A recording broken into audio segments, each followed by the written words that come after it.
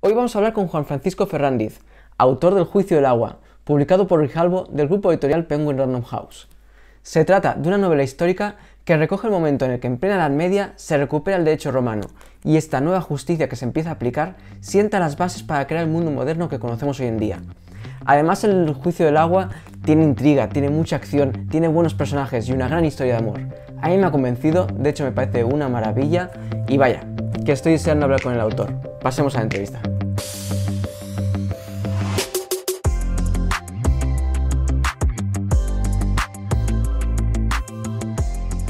Bueno, pues lo que yo he pretendido es realmente resolver un misterio, ¿no? Un misterio que a mí me surgió cuando me documentaba para la anterior novela, La Tierra Maldita. Aquella está ambientada en el siglo IX en Barcelona y al manejar la documentación sobre aquella época, sobre aquella ciudad en la frontera con Al-Ándalus, llena de conflictos y tal, pues me encontré que los documentos hablaban que en los siglos siguientes empezaba a haber un deterioro social importante, ¿no? Cuando digo esto me refiero a que muchos payeses pierden sus tierras. Si en La Tierra Maldita contábamos cómo los payeses consiguen tierras y son libres cultivando sus tierras, ahora esas mismas familias, varias generaciones después, se han convertido en siervos y sus tierras las tienen nobles. Esos nobles, además, hay un montón de quejas por las violencias, saqueos que cometen sobre la gente de allí. Aparte, desaparecen hasta las sentencias, es decir, se deja de creer en la justicia y bueno, pues yo quería entender ahí qué pasó, sobre todo porque a partir del siglo XII la cosa cambia, ¿no? A partir del siglo XII se produce una cierta prosperidad y se produce ese incremento en las ciudades de la gente y de los derechos, y eso fue lo que me invitó a resolver, ¿no? ¿Qué pasó en el siglo XII para que ese deterioro cambiara, ¿no? Y el resultado es el Juicio del Agua. Aquí está pues un poco ese periplo que hicimos como humanos, ¿no? Para conseguir pues una nueva justicia, ¿no? Y una nueva manera de vivir un poco más digna. ¿Y cómo fue todo el proceso creativo? Desde Pues que decidiste escribir, ¿no? Hasta que ahora tenemos en las librerías por fin. Pues el proceso creativo fue ir de sorpresa en sorpresa, ¿no? Que creo que para un escritor es una de las cosas más bonitas, ¿no? Te aseguro que tenía dos ideas en la mente, ¿no? Que creo que a los lectores y a los que nos escuchan les puede orientar sobre cómo está hecha la novela. Una es un referente literario, concretamente es El médico de Noah Gordon, que lo tenemos en novela, pero lo tenemos en película, en serie, musical, y es un periplo vital que hace un personaje que va recorriendo lugares en busca de una ciencia médica mejor, ¿no? Él piensa en su madre, en lo que le pasó, pero sobre todo lo que cree, lo que piensa es que más allá siempre hay algo mejor, ¿no? Y va recorriendo lugares. Yo me la planteaba así un poco, ¿no? Porque de hecho en el siglo XII yo veía que era así, es decir, más allá del horizonte hay un lugar, un pueblo, una ciudad, un sitio donde se está haciendo una justicia mejor, ¿no? Y hay que ir y visitarla. Entonces, ese sería un primer referente literario, ese viaje que hace Robert de Tramontana y va recorriendo distintos lugares. Y el otro son las series. Me gustan mucho las series de televisión, me gusta mucho cómo se están trabajando últimamente y sobre todo la capacidad que tienen de sorprender. Si te fijas, las novelas históricas muchas veces no es un problema, pero sí que es cierto que es algo, y es que son previsibles, ¿no? Muchas veces, pues si vas a describir la vida de Colón, pues ya todo el mundo sabemos pues ciertos descubrimientos que va a hacer. Es decir, en muchas situaciones históricas, pues conocemos el desenlace, ¿no? A poco que te acerques a la historia en general o incluso busques en Wikipedia por decir algo.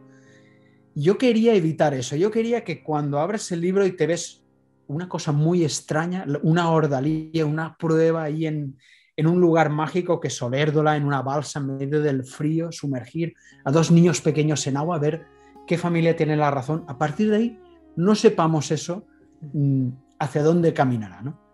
Y después avanzaremos y ya veremos a esos personajes, esos niños de 1 año que sufrieron aquello, mayores, tratando de entender qué pasó, ¿no? Y tampoco sabemos muy bien hacia dónde nos llevará la trama. Y eso es lo que quería yo. En capítulos cortos crear esa especie de serie, ¿no? Con distintos arcos narrativos.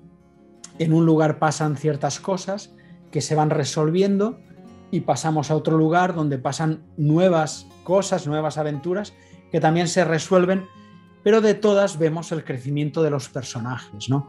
Y para mí era importante, pues eso, esos dos referentes, tratar de plasmarlos, ¿no? Y bueno, pues de alguna manera, así es como creo que la van a encontrar los lectores que se acerquen a El juicio del agua. De hecho, me ha parecido apasionante de tu novela lo bien documentada que está. O sea, es verdad que las novelas históricas normalmente pues hay un trabajo, ¿no? Un background de documentación, pero bueno, sí que es verdad, también hay a veces, ahora más en los últimos tiempos, que notas tienen más al thriller, ¿no? O más a otros géneros con los que se fusionan y no notas esa documentación tan exhausta. Sin embargo, en El juicio del agua encontramos, bueno, o sea, en leyes, ¿no? En la forma de vivir, realmente te sitúa a ras de suelo, pues en la Edad Media. ¿Cómo ha sido la documentación para hacer esta novela? Eso es muy interesante, ¿sabes? Porque hoy en día también vivimos en una situación en la que a poco que te descuidas puedes llegar a tener una avalancha de documentación casi inabarcable. Es decir, hoy en día hasta incluso online tenemos tesis doctorales, aparte de los libros que yo siempre me voy comprando, las visitas a lugares donde te permite visitar museos, encontrar información especializada.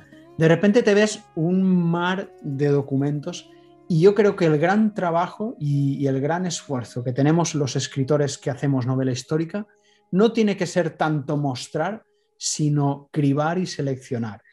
Es ese equilibrio que en porcentaje, por ejemplo, Chufo Llorens recomendaba un 30-70, me refiero a un 30 historia y un 70 acción y trama, podría ser un porcentaje válido, ¿no? Pero aún así, sea el que sea, ese 30, ese 40, ese 20%, tiene que ser riguroso y honesto porque hay que tener un exquisito respeto por los lectores, sean o no aficionados al género, pero hay que respetar. Y otra, cómo lo construyes para que fluya, ¿no? Es decir, no pares la acción y te casques 3 páginas de descripción. Mira, te cuento, a mí eso me pasó en la primera novela que publiqué, En las horas oscuras. Claro, pecas un poco de principiante, ¿no? Entonces, aquella iba de unos monjes en Irlanda que crean un monasterio y hay una biblioteca. Y recuerdo una escena en la que están los protagonistas están siendo perseguidos por un adversario, el villano de la novela, que es prácticamente casi un demonio por la maldad, con espadas corriendo, y entraban al monasterio, entraban a la biblioteca y de repente se paraban. ¡Uy! Mira, si está este libro aquí de no sé quién y este otro. Y claro, yo me había documentado tanto en libros de la Edad Media que tenía que plasmarlo como fuera. Y dices, y eso me lo detectó la editora, ¿no? En el editing, antes de publicar la novela, me dijo, aquí esto hay que quitarlo. Yo, pero ¿cómo vamos a quitar con lo que eso me ha podido costar semanas de búsqueda? Pero si te están persiguiendo no te paras a mirar libros, pero además conversando con los demás, oye, qué curioso, mira, y leyendo citas como si... Y ahí son esas cosas que uno se da cuenta que no cae, ¿no? Cuando está escribiendo cree que todo es interesante, como a ti como escritor o como aficionado a la historia te gusta, pues a todo el mundo, y eso rompe totalmente la novela, porque la tensión narrativa, la acción, y esas cosas son las que uno mejora también con el feedback de editores, del público, y al final tienes que crear lo que hemos dicho, ¿no? Si es novela histórica, que tenga documentación, que sea rigurosa, pero la menos posible, la suficiente para entrar en contexto y sobre todo que fluya, ¿no? Que esté metida, engarzada en la acción sin que moleste, ¿no? Y bueno, y eso es lo que he intentado hacer, siempre evitando, pues ya te digo, ese tipo de cosas que me pasaban, ¿no? Y que supongo que a muchos autores les habrá pasado algo parecido. Quiero que me expliques, ¿no? ¿Cómo escenificaste toda esa historia de amor? Si ya ¿eres de los escritores que ya escriben sabiendo el final? ¿Haces documentos menores antes como sinopsis, tratamientos, careta o demás? ¿O te dejas llevar? Cuéntame un poco de tus hábitos de escritor. Sí, eso está bien, porque así nos salimos un poquito de la parte así más histórica, ¿no? Y vamos a la parte más humana. Pues mira, Yo realmente el principio no lo tenía muy claro. Yo soy un poco caótico, es decir, yo tengo una idea general, un esquema de qué les va a pasar a los personajes, pero me dejo mucho llevar por la propia escritura, ¿no? Es decir, entras en una especie de situación mental en la que a veces los personajes te piden paso, se te revelan, van cambiando. Entonces, yo tenía un poco más claro el cuerpo, más que el principio y el final, ¿no? El cuerpo que era pues ese personaje que le iban a pasar muchas cosas mientras trataba de entender pues lo que le había pasado a su madre, lo que le había pasado a su familia, y quería que empezara siendo muy jovencito, pues eso, adolescente, ¿no? Un poco cabra loca, y como todos en la vida, ¿no? Que, bueno, la vida te va dando palos, te van dando lecciones, vas descubriendo pues el amor, vas descubriendo y evolucionar de una manera muy humana. Pero al final, cuando estaba investigando sobre ordalíes y tal, apareció esta que se llamaba del salvage, de los salvats, que era de niños, ¿no? Y era una cosa un poco pues fuerte y potente, ¿no? Y al final siempre buscamos, ¿no? Algo potente para arrancar. Es casi una regla de oro, sobre todo en la literatura actual, donde estamos tan acostumbrados a la inmediatez y hay tanta oferta que no nos da al escritor, no nos dan un margen de 50 páginas para presentarnos, ¿sabes? Tiene que ser casi en la segunda página y ya o has despertado el interés o más de un lector ya está pensando en si ha hecho una buena inversión en tu libro o podría haber elegido. Entonces, bueno, pues necesitábamos un escenario potente y así es como empieza el juicio del agua, ¿no? También me servía a mí para presentar esa justicia antigua, ¿no? Basada más en lo que hoy diríamos superstición, para después poner el contraste de hacia dónde vamos, ¿no? Y también, si te fijas, aquellos lectores que se adentren en el juicio del agua verán un poco las distintas mentalidades. En Robert es un personaje ingenuo, él va descubriendo con sorpresa y le van pasando cosas y él es echado para adelante, que diríamos, pero al mismo tiempo un poco ingenuo. Al fin y al cabo es un hijo de payeses, es decir, y él ha vivido aislado toda su infancia en una masía perdida por ahí y entonces ve el mundo con ojos de sorpresa. Sin embargo, Blanca es hija de nobles, nieta de nobles, es decir, viene de una estirpe noble y sabe muy bien cómo piensan los nobles. Y de los dos es la que más sensata, ¿no? La que tiene los pies en el suelo y la que, bueno, pues sabe todos los obstáculos que les pueden venir y les pueden llegar si siguen en esa línea, ¿no? De defender un poco a los más débiles.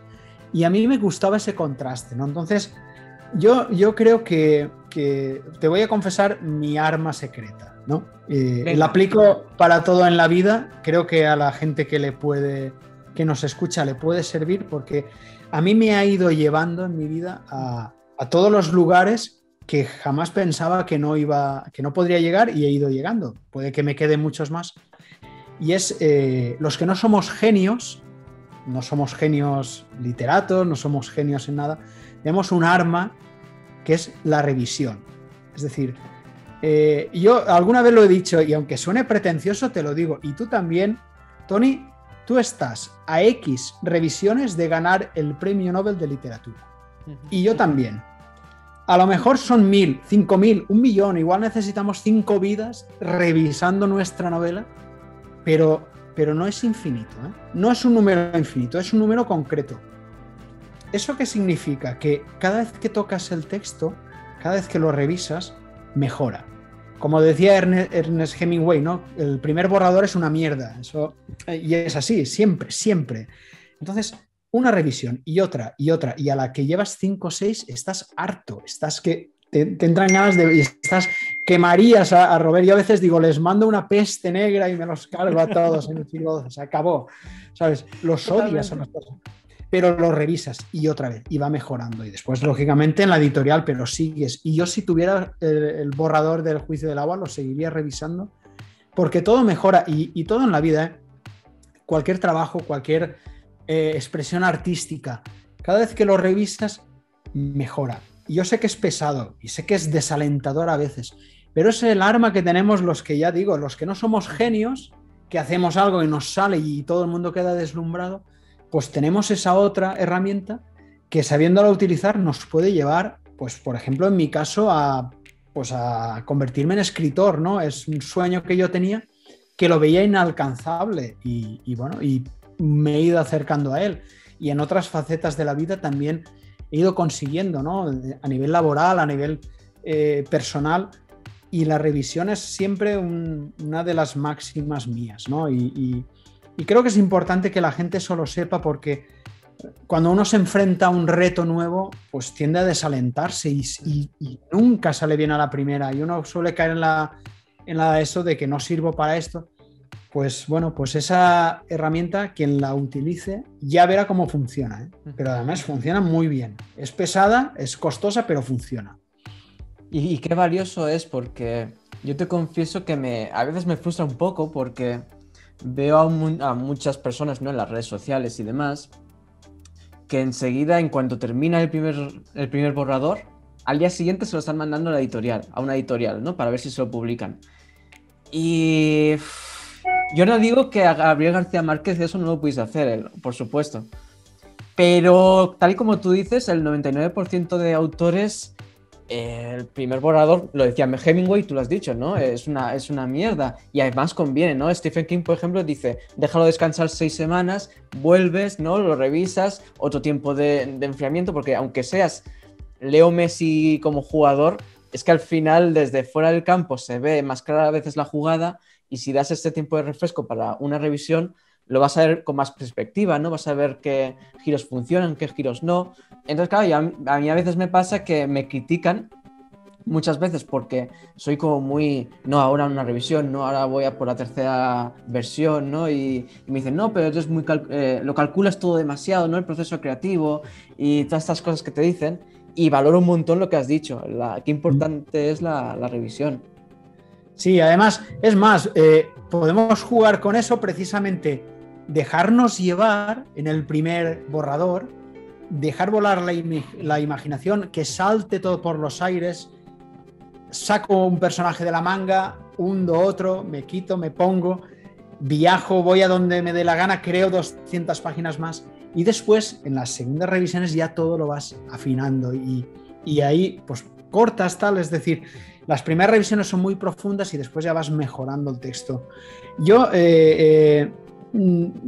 estoy convencido de que es el camino que tenemos muchos, y sí que es cierto que el ansia a todos nos da pereza, es decir, cuando revisamos los exámenes, pues mira, cualquiera que esté estudiando, si revisa su examen, un 0,25 medio punto gana, pero prácticamente seguro, ¿eh? ¿Sabes? Por faltas, ay, que me he equivocado en este problema, ay, que resulta que esta frase, esta definición no le he puesto la comita donde tocaba y no se entiende bien, el profesor igual la lee por encima. Es decir, para todo en la vida sirve y no, vamos, no hay que, creo yo, que tener vergüenza de mostrar nuestras debilidades y nuestras carencias como autor. De lo que habría que tener vergüenza es de ofrecer al lector un producto deficiente, no, pero porque no te lo has trabajado suficiente. Al final, el lector invierte un dinero, invierte unas horas, confía en ti. Firmamos un pacto, como decía Humberto Eco, ¿no?, entre lector y autor, en el que yo te propongo un mundo y tú te vas a vivir en él durante unas horas, durante unos días. Y entonces yo quiero ofrecerte el mundo más atractivo posible y tú quieres recibir una experiencia pues realmente chula, ¿no? Y eso pues se consigue puliendo mucho, ¿no? Y no hay que tener vergüenza de decir, oye, pues yo me tiro revisando un montón, casi a lo mejor más que escribiendo, y ya está, ¿sabes? Y el que lo manda a la primera confiando en que es buena, pues si es García Márquez o un Vargas Llosa, pues puede ser que sea así, ¿no? Como no lo sea, pues a lo mejor se está acabando su tumba, ¿no? Y su máximo sueño, que era ser escritor o ser guionista o ser escultor o ser pintor, lo está tirando por la borda por precipitarse, ¿no? Y bueno, pues Pues nosotros que estamos metidos en esta harina, yo por lo menos es mi consejo, ¿no? Y a cada uno, lógicamente, pero bueno, es importante la revisión. Quiero conocerte un poco más. Cuéntame cuál fue el momento en el que descubriste tu vocación de contar historias y dijiste, voy a escribir, me lanzo. Mira, yo era el típico, algunos dirían el típico plasta, bueno, no sé si era plasta, pero el típico que de adolescentes en las noches estas de acampada era el que contaba las historias de miedo, ¿sabes? Juanfran, cuéntanos una historia. A mí todo el mundo me llama Juanfran, ¿no? Ajá. Y era el que, bueno, me inventaba porque ya de pequeñito pues me gustaban los cómics y no era gran lector, ¿eh? Empecé a leer más en la adolescencia y tal. Siempre me ha gustado mucho el terror, la ciencia ficción también, la fantasía, es decir, yo sí que me muevo por muchos géneros, pero realmente no había dado ese salto a escribir, y lo di curiosamente cuando me puse a trabajar. A veces me lo han preguntado y lo cuento, no sé si fue el mismo fin de semana, si yo empecé a trabajar creo que fue un jueves o un miércoles, ese domingo, ese sábado ya estaba yo planteándome si saltar del mundo de lector al mundo de... ¿Por qué? No sé si fue una manera de compensar, ¿no? La aridez de un poco de la profesión, el derecho, tal, con la posibilidad de imaginar, de divagar, pero sí que es cierto que han ido de la mano, ¿no? Entonces, yo hice una primera novela muy poco conocida porque se editó en valenciano en una editorial muy pequeña, se llamaba Secretum Templi, de un asesinato que ocurrió en mi pueblo, en Cocentaina, al norte de Alicante, en 1318, un crimen bastante misterioso. Y bueno, y se publicó y tuvo su recorrido, tuvo su éxito. Estaba en valenciano y por tanto el recorrido fue menor. La editorial quebró, por tanto ya es inencontrable. Pero a mí me dio precisamente eso. Para mí fue una lección de decir, puedes. Hay una cosa que como escritor igual te pasa y es, no te has preguntado nunca, lo que tengo en la cabeza, lo dejo caer, ¡bum!, sobre un papel y del papel, ¡pum!, salta otra cabeza. En ese proceso se entenderá lo que yo digo, es decir, yo tengo muy clara mi historia, pero el que la recibe la pillará como yo quiero que la pille, ¿sabes? Y esa inseguridad es la original mía, ¿no? Es decir, entonces esa novela a mí me demostró que sí, que yo podía escribir una historia y que un lector se la leyera, la entendiera, le gustara, la opinara, la criticara, lo que quiera, pero que la entendiera, ¿no? Y después pasaron 12 años. Eso fue en 2003, pasaron 12 años. ¿Qué pasaron en esos 12 años? Pues pasaron 2 niños, ¿no? 2 hijos. ¿Qué quieres que no? Pues nos consumen el tiempo. Y después yo, a ratos libres, iba volviendo a reconstruir otra novela, Las horas oscuras, y esa fue la que, bueno, la presenté a varias editoriales y en Grijalbo confiaron en ella. Pero ya lo que os contaba antes, la editora me dijo, esta novela me gusta, yo quiero publicarla, pero hay que hacerle algunos ajustes. A partir de ahí, en 2012 fue cuando yo vi claro que esto quería que yo quería que fuera esto, si no mi profesión, al menos una de las partes más importantes de mi vida, ¿no? Escribir, porque es lo que más me apasiona y se me había abierto la puerta esta que tantos quieren, ¿no? Y tantos añoran, y yo mismo he añorado durante años el conseguir pues, que una editorial, que el grupo Penguin, pues eso, confiara en mí. Y a partir de ahí pues le he puesto pues toda mi energía, ¿no? Y han sido 4 novelas las que he podido hacer con ellos. Las horas oscuras en 2012, en 2015 La llama de la sabiduría, ambientada en Valencia en el siglo XV, en 2018 La tierra maldita, la que hemos mencionado al principio. Esa, por ejemplo, saltó otro hito que fue el panorama internacional y de repente algo que tampoco uno cree que le va a pasar nunca, pasa, ¿no? Y es que, bueno, pues una editora francesa, una editora alemana, una editora húngara, una editora griega, rusa, pues confíen en el libro y de repente te lo veas traducido a varios idiomas, ¿no? Y dices, ¿cómo es posible? Pues bueno, a lo mejor la revisión ha tenido algo que ver, ¿no? Pero yo sí que sé que me curré mucho ese texto. Y ahora, bueno, en 2021 acaba de salir El juicio del agua, que es el que estamos hablando de él, que es el que tenemos por aquí. Que además con lo chulo que ha quedado, la verdad. Ha quedado chulísimo. Y mira, aquí se ha conseguido otra cosa que a mí me ha hecho mucha ilusión y es el audiolibro, ¿sabes? El audiolibro, en los demás no se había grabado en audiolibro y ahora, bueno, pues está en castellano, en catalán y en audiolibro, ¿no? Yo tengo muchos amigos, ¿no? Que dicen, es que a mí leer me da pereza, a ver si sale la película, a ver si yo digo, bueno, pues de momento la película no, pero ya lo puedes escuchar si no te apetece leer, ¿no? Y bueno, son cosas que pasan, ¿no? Que son muy bonitas y aún así coincidirás conmigo en que es una profesión un poco, pues el doble o nada, ¿no? Haces un proyecto, te tiras mucho tiempo trabajando, ya te digo, hemos hablado de revisar, de mil cosas, pero aún así te la juegas, ¿no? Te la juegas cuando sale el libro a que encaje, que sea el libro que en ese momento el público quiera leer, porque muchas veces o quedas aplastado por otras novedades y otros éxitos, o realmente a lo mejor tu tema no es el que apetece en ese momento. No sé, a veces ves ciertas modas, ves ciertas inercias y de repente a lo mejor tu libro en otra época o en otro momento hubiera tenido más calado que lo que tiene. Pero ¿quién lo controla eso? A mí, mira, la editorial, ya que estamos aquí, a mí las de prensa de editorial me dicen, porque mucha gente pensará, no, si la editorial invierte, si hay marketing, sí, pero a mí la editorial me decía, mira, nosotros tenemos apuestas, varias decenas de apuestas al año, es decir, hay muchas novelas que salen con un aparato de marketing potente, en las editoriales grandes incluso, digo, prensa, publicidad, todo lo que quieras. Y de todas, hay dos, que son las que realmente calan en el público y se pueden convertir en éxito. Las demás, pese a llevar toda esa tramoya detrás, no llega, se pierde eso. Y eso las editoriales lo saben, ¿no? Y ellas mismas lo dicen. Si nosotros tuviéramos la fórmula del éxito, pues como tú y yo, no estaríamos aquí hablando, estaríamos tú en las Bahamas, yo en las Fiji, en dos tumbonas, pues claro, hablando por aquí, pero, ¿sabes? Con el daiquiri en la mano, porque en la playita.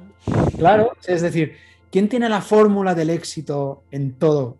Pues no la tenemos, ¿no? Entonces, no queda otra que apostar, que seguir luchando, que presentar tu historia de la manera más honesta y a partir de ahí el lector es el que me apetece o no, ¿eh? Pero bueno, esa es así como lo veo yo, es que no hay más remedio, ¿no?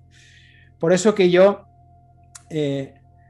me arriesgué, ¿no? Yo con esta última que me he decantado más por la literatura y me he dejado más la parte de mi profesión, he hecho una apuesta arriesgada, incluso a nivel económico, ¿no? Y he perdido en seguridad y he perdido incluso en poder adquisitivo, pero al final, bueno, y más en la época en la que hemos estado, nos vamos dando cuenta que la vida hay que vivirla, ¿no? Porque de repente pasa algo y te quitan todo lo que tenías o todo lo que esperabas, ¿no? Y te lo quitan o desaparece o se hunde, ¿no? Y entonces, pues hay que aprovechar y si te gusta esto, pues hay que hacerlo y bueno, y si sale mal, pues ya veremos, ¿no? Ya veremos. Gracias a revisar podremos llegar a muchas más cosas, ¿sabes? No, pero además, o sea, para mí, tú eres una de las grandes referencias a nivel nacional en cuanto a novela histórica, te lo digo de verdad, o sea, me parece que eres de los grandes nombres de novela histórica. De hecho, La Tierra Maldita fue de los más vendidos en San Jordi, ¿no? En su año, ¿puede ser? Sí, aquello quedó el quinto de novela más vendida, ¿sabes? Y todo el mundo, madre mía, ya no nos podremos acercar a ti, a partir de ahora te saldrán representantes. Y no pasó nada, me refiero a la novela, siguió su camino, yo he seguido mi camino, soy el mismo y te das cuenta que, bueno, que este sector es importante, pero no hemos descubierto, ¿sabes? No hemos descubierto un continente.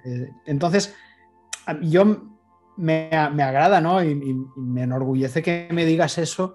Yo he ido construyendo mi carrera literaria poco a poco, me refiero, y yo me metí en este mundo, me refiero, sin padrino, es decir, soy como cualquiera de los que nos escucha que tiene ilusión de ser escritor y no tiene absolutamente ningún medio ni ningún hilo para llegar ahí. Pero da igual, es que realmente las editoriales no buscan ningún hilo ni que vayas de la mano de nadie ni ningún padrino, lo que buscan es encontrar buenas historias, ¿no? Entonces, bueno, pues yo lo que trato de hacer es eso, intentar hacer buenas historias. Y creo que no puedo hacer más. Y si el público me va reconociendo, pues genial, ¿sabes? Yo encantadísimo porque pues bueno, pues vas ganándote ese hueco y diciendo, madre mía, no sé si me podré jubilar de esto, ¿no? Pero bueno, si me mantengo algunos años, pues qué bien me lo paso, ¿no? Porque ya no es solo el hecho de escribir, es el hecho de viajar. Yo pienso mucho en los lectores, ¿no? ¿Qué les gustará? Y pienso, este personaje, esta escena, vamos a meter aquí un poquito de sexo, que siempre también como lector agradecemos, ¿no? Y vamos a hacerle, hablando un poco más, ¿no? Esta pasadita o esta putadita al personaje, porque, bueno, también tenemos que dar un poco de tensión. Y ese tipo de lector imaginario está siempre en mí, ¿no? Y vas un poco creando la historia pensando en eso, en que guste, ¿no? En que sea honesta, en que sea una historia entretenida, pero también que el lector guste. Yo eso lo tengo muy en cuenta. Yo ahí encontrarás opiniones de muchos lectores, de muchos escritores que dicen, no, yo escribo para mí y después lo comparto y tal. Yo, hombre, uno escribe para sí mismo, pero yo no dejo de pensar nunca en los lectores, ¿sabes? Y leo mucho las opiniones, estoy muy pendiente de lo que va gustando y lo que no, pues un poco por arrimarme a ellos, ¿no? Porque creo que al final, bueno, pues al final alguien invertirá dinero que puede gastarse en otra cosa en mi libro, ¿no? Tío, yo quiero que se lo pase bien, ¿no? Y que diga, che, qué bien me lo he pasado y oye, me he gastado este dinero, me he comprado este libro y lo he disfrutado. Y ahora lo comparto con un amigo, se lo dejo a alguien o hablo de él y se crea ese ambientillo literario que tanto nos gustan a los lectores. Yo hago igual, una novela que me gusta, hablo de ella, la recomiendo, la comento, la critico, todo, la interpreto. A mí, Y eso es lo chulo. mi novia a veces me dice, intentas adoctrinarme, porque claro, empiezo, ay, pues cuando la termine deberías leerla, ¿sabes? O en algún viaje, ay, pues te la podrías poner en la maleta, ¿no? Y sí, estoy allí como... Pero es que claro, cuando te gusta una novela, ¿cómo no la vas a recomendar? Porque claro, te ha aportado tanto que dices, yo quiero Claro. que las personas conozcan esto. Sí, es así, ese es uno de los poderes de la literatura, ¿sabes? Que es una de las cosas que no nos podemos quedar dentro. O sea, a ti te toca la lotería y eso te lo guardas para ti. Bueno, invitarás a alguien, pero bueno, si no es mucho dinero, En cambio, la literatura necesitas expandir. ¡Boom! Si te llega dentro, tiene un efecto rebote, ¿no? Entra y ¡boom! Y estalla. Y enseguida... Y a veces uno dice, che, qué pesado, ¿no? Mira esta novela, no sé qué, esta otra, oye, tío, no sé qué, vamos a este sitio porque hay una novela que está ambientada en tal lugar y por eso también tienen éxito las rutas literarias, es decir, hay muchas expresiones y también mucha gente pues ya les gusta verla en imágenes, ¿no? Ver ese resultado en película, ese resultado en serie, que puede ser más afortunado o menos, pero bueno, al final también es la misma historia vista desde con otra visión, ¿no? Con la del guionista, con la del director, y al final enriquece, ¿no? La suma de unas cosas y otras todo enriquece, ¿no? Y como humanos nos aporta mucho. Cuéntame tus hábitos de escritor. ¿Eres de los que escriben con un horario fijo? ¿Cuando tienes la inspiración? Cuéntame. No, trato de hacer un horario fijo. Yo soy búho, ¿no? Es decir, eso de alondra, búho, yo soy más nocturno. Siempre que puedo, yo prefiero estar escribiendo a las 3 de la madrugada que no a las 10 de la mañana. Además, me encuentro mentalmente más despejado, ¿no? Depende también de la situación familiar, en circunstancias, pues a veces hay que adaptar. Pero yo sí que creo que todos los días hay que dedicar unas horas a este oficio. Cuando digo dedicarlas, entra todo, entra a escribir, pero también entra a documentar, entra a leer, es decir, entra todo eso. Pero el hábito es importante porque de alguna manera enfila la mente, ¿sabes? Enlaza con la historia, con lo que tienes en la mente y va provocando no solo la historia, sino va provocando el que surjan nuevas cosas, nuevas tramas, nuevas ideas. Y por eso es tan importante tener el hábito. Yo de hecho, a veces he dicho, va, este mes me voy a dejar llevar por las musas. Cuando las musas me llamen, me pondré. Y cuando no me llamen, no me pondré. Y al final te has tirado el mes danzando por ahí. Ay, me voy a la montaña a pensar. Y nada, te vas a la montaña, te sientas allí, ves pasar un abejorro, ves un par... Y te bajas y tan tranquilo, ¿sabes? Más relajado que, ay, hoy me voy a quedar... Y al final pasa el mes y no has hecho nada, ni una letra, ni siquiera tampoco has aclarado mucho las ideas, ¿sabes? Eso sí, has estado relajadísimo y encantado de la vida. Esto tiene parte de oficio, ¿no? Y como cualquier oficio necesita pico pala y necesita incluso a veces disciplina, de decir, ay, no me apetece nada, pero tengo que sentarme, ¿sabes? Me da mucha pereza, pero hay que hacerlo. Y creo que tiene parte de eso. Si al menos si quieres ir sacándole jugo. Claro. ¿Cuáles son tus referencias? No solo en el juicio del agua, sino en general, Sí, ¿no? sí, Pues a sí. nivel creativo, ¿quiénes consideras que son? Bueno, yo siempre, he dejado caer antes una, no a Gordon, Ujú. pero también a mí me han gustado mucho escritores como Umberto Eco, como lógicamente conocidos por todos, como Ken Follett. Me gusta también Pérez Reverte, Ujú. Gómez Jurado, que te veo por ahí el libro de La Sí, me Reina lo Roja. terminé justo anoche. Anoche. Es decir, sigo de todo, pero también hay un grupo de escritores que me fascinan y son autores del siglo XIX de novela, se dice malamente gótica, no es novela gótica, podríamos decir de terror, ¿no? Desde Lord Byron, Marie son un poco más anteriores, pero mmm, Stevenson, Bram Stoker, todo ese tipo de H.P. Lovecraft, a mí me encantan. Han sido mis lecturas de mi juventud.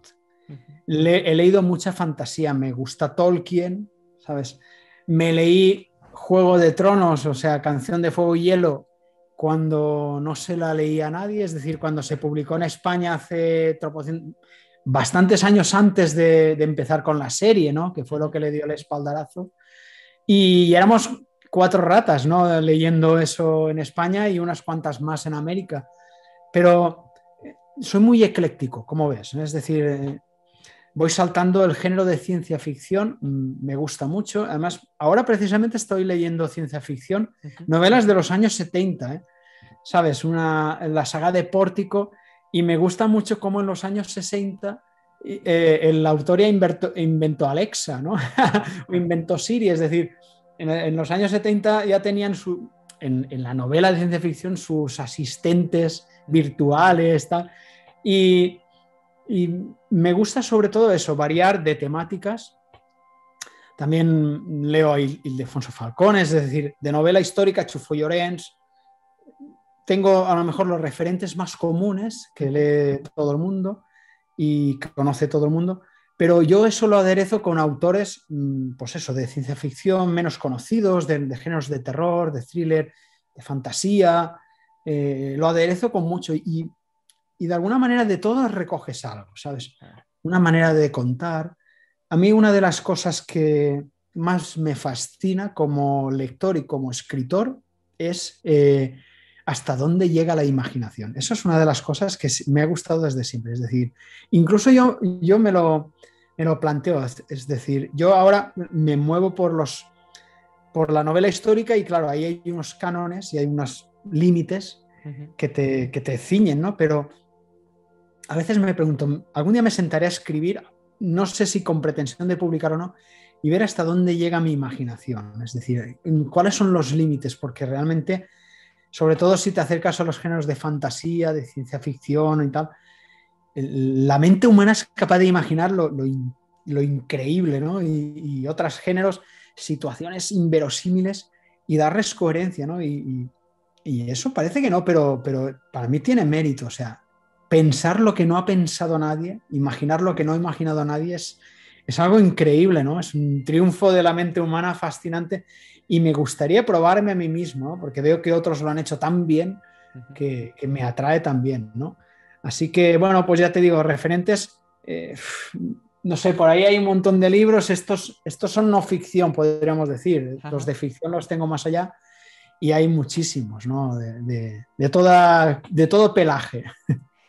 Y cada otra cosa que me ha gustado de lo que has dicho antes, ¿no? Que llegaste sin padrinos, ¿no? O sea, sin alguien que dijese, oye, editorial, lea a este chico, ¿no? Y Claro. claro, hoy en día, pues imagínate, publicado por Grijalbo, con tu anterior libro de los más vendidos en San Jordi. ¿Qué consejos puedes dar a los nuevos autores? Porque sin duda obviamente eres un referente a seguir, entonces por favor cuéntame un poco, Pues dame mira, algún consejo.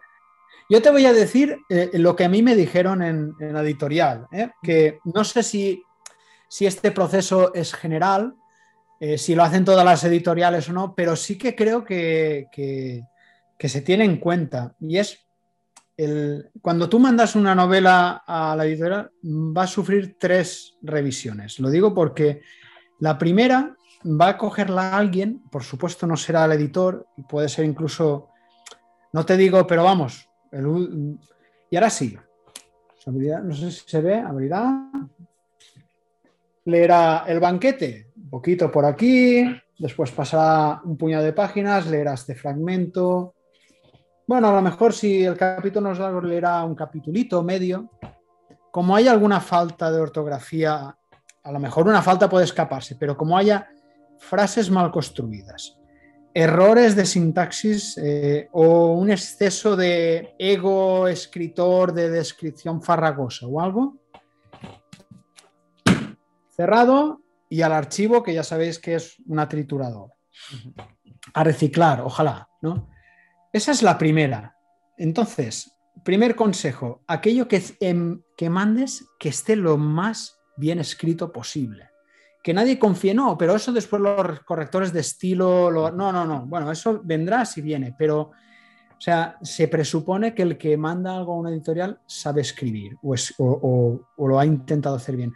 Y eso parece baladí, pero después vendrá la segunda revisión, que es, bueno, pues ya leo un capítulo entero, un poco, un par de capítulos de aquí a allá. Bueno, pues tiene coherencia, es coherente, hay diálogos, los diálogos están bien construidos, los tiempos verbales están bien, es decir, hay una estructura, se entiende, ¿no? El capítulo, aunque no conozcamos la trama, pero el capitulito lo entendemos. Ahí personaje A, personaje B, interactúan, pasa esto, no pasa, tal.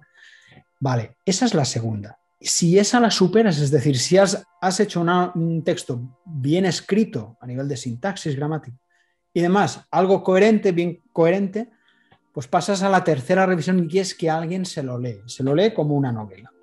Se lo lee. Entonces, ese no es el editor, ese es el que hará un informe que tendrá probablemente máximo 2 páginas, que es el que le pasará al editor junto con otros 10, 12 informes.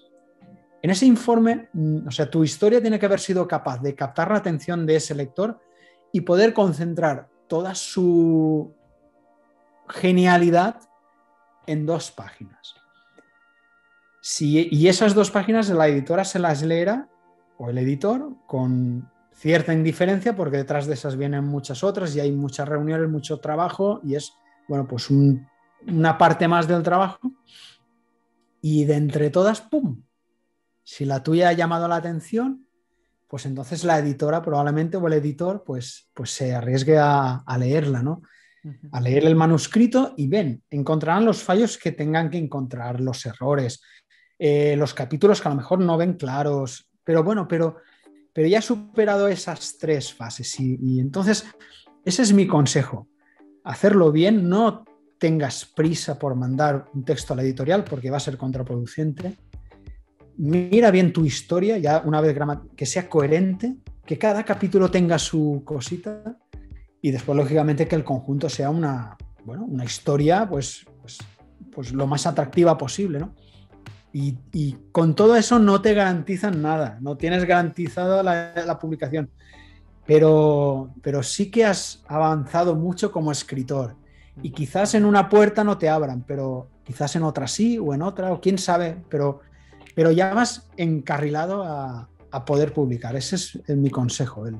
A mí cuando me lo dijeron, ya todo lo pasado, me entraron un poco los sudores fríos, ¿no? Porque si eso a mí me lo dicen al principio, dices, madre mía, no sé, pero bueno, no es para asustar, es un poco para que que nadie crea que los editores están pues con las manos abiertas recibiendo una lluvia de manuscritos. Un editor es un profesional de una empresa como muchos de los que nos escuchan y ya sabemos cómo vamos, es decir, de cabeza, llamadas, reuniones, el jefe, informes, no sé qué, pues esto funciona así, ¿sabes? Y entonces, en medio de esa vorágine, ¡pum!, aparece tu libro, aparece tu manuscrito y no se para el mundo, cantan los pajaritos y ahí se crea un ambiente relajado para leer tu novela, ojalá, pero no es así, es decir, es una más y detrás llega el mensajero con dos más y a la media hora llega el mensajero con otras y se va haciendo...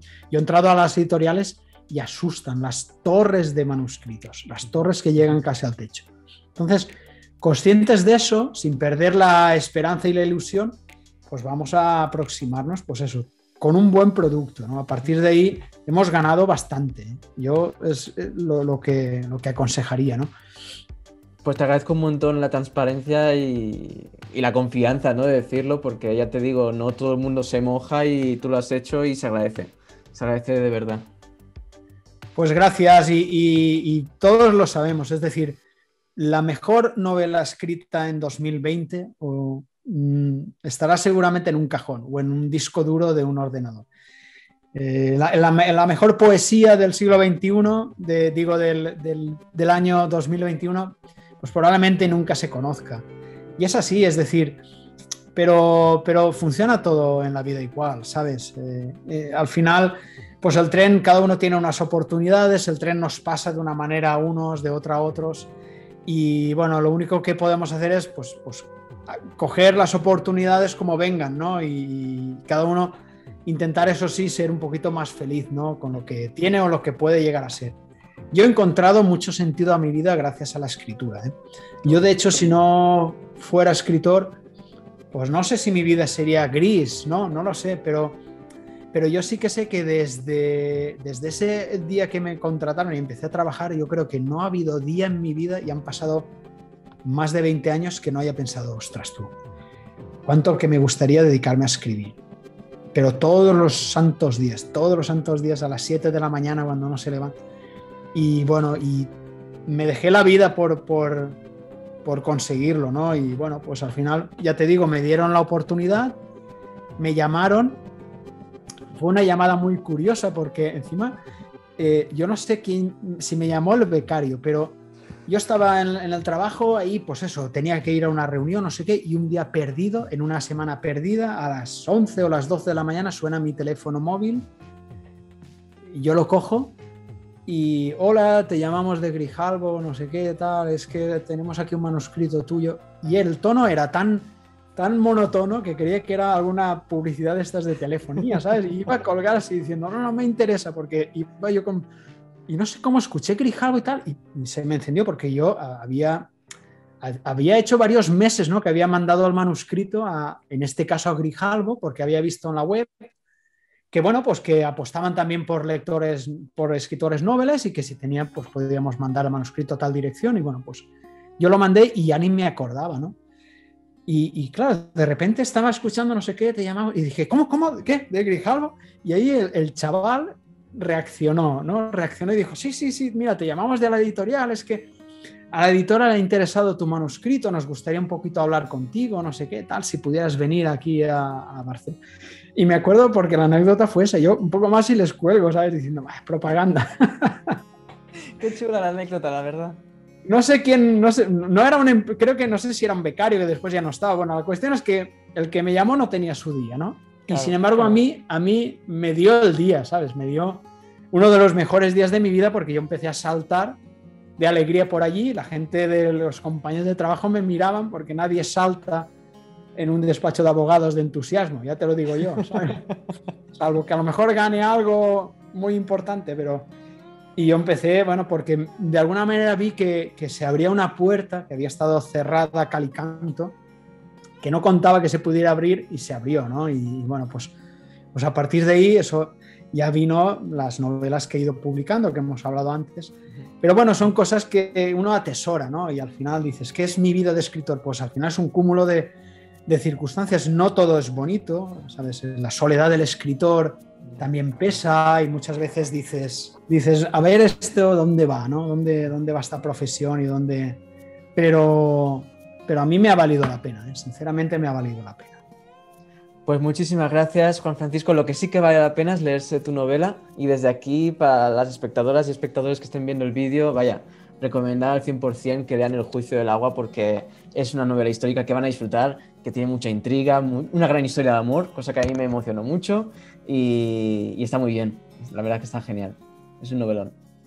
Pues muchísimas gracias y ya os digo, yo lo que espero es que os guste. Yo a veces lo pensaba que era como hacer un juicio, ¿no? Hay que plantear el tema de manera coherente, interesante, captar la atención del jurado, pero al final el jurado es el que decide, ¿no? Si vale la pena absolver o condenar la novela, ¿no? Entonces, el jurado está ahí, que son los lectores, a ellos me someto, ¿no? Y nada más, ya a partir de ahí, tú bien sabes que las historias ya no son nuestras, ¿no? En el momento en que cogen la expresión en papel, vuelan y cada uno se las coge como quiere y tal. Y también es lo bonito, ¿no? Yo como lector, a mí me gusta coger una novela y ser yo el que le ponga voz, ¿no? Y le ponga imagen. Así que es nuestro oficio y vamos a intentar hacerlo de lo mejor posible. Pues muchísimas gracias, de verdad. He disfrutado un montón hablando contigo.